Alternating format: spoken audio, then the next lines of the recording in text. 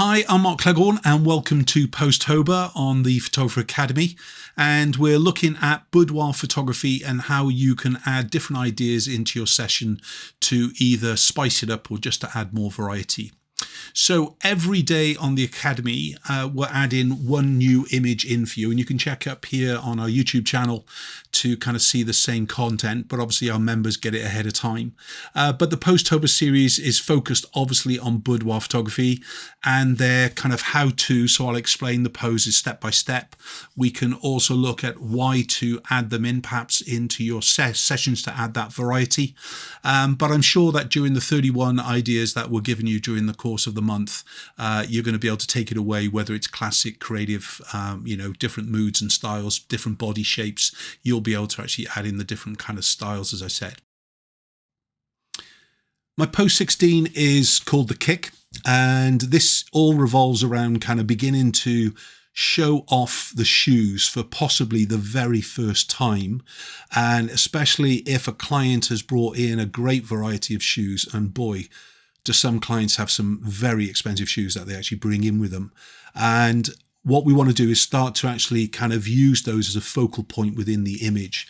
So even though we're seeing here pretty much a full length image, we can actually crop through the middle of the back and so on with it. Okay, so let's break this pose down for a minute. So in the simplest terms, laying on the stomach, legs bent, knees raised slightly higher. The knees are bent upwards then, and then the feet are slightly apart, but they need to be as close to the bottom as we can physically get there. And it's an understanding that for most clients, you're only going to be able to actually raise the legs up a little bit towards the bottom, whereas with a body fit client, you're going to get pretty much close to the bottom itself. Remember to separate those feet, though, like you can see in this image here.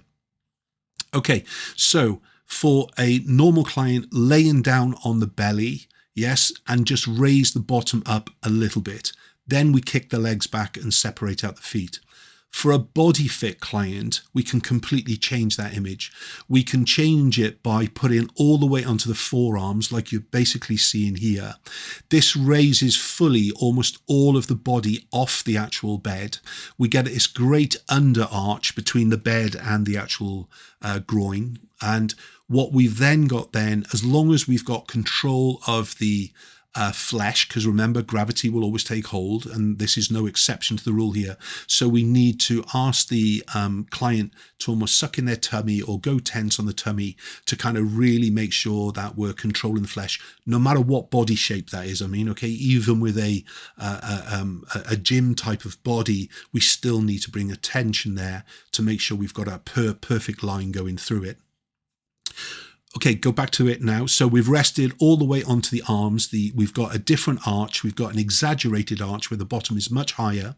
We've got this lovely kind of landscape when we kind of come from the top of the head, come down to the shoulders, dipping down to the arch, back up to the bottom, back down to the knees, back up to the feet. You've got this lovely undulation going all the way through, and that is kind of reflected on the underneath of the body just in exactly the same way.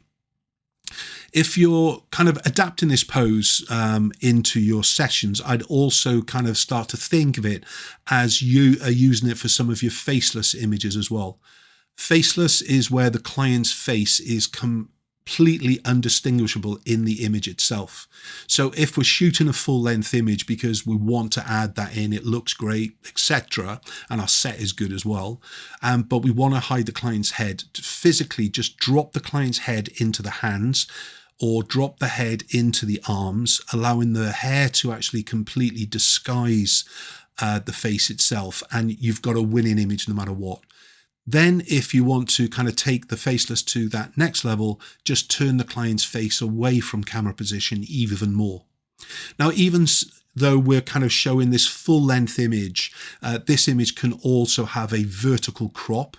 If the client can bring their feet back more, it means that you can slice through the middle of the back, yes, and you can slice just past the actual shoes. So the shoes would need to be up higher in this image as such, so more back towards the bottom, but you'll get a great vertical image as such. So I would definitely add in the kick. So laying on the stomach, legs bent at the knee, kicking the feet up with the playfulness, as it were, and resting on the elbows for that next level of the kick image.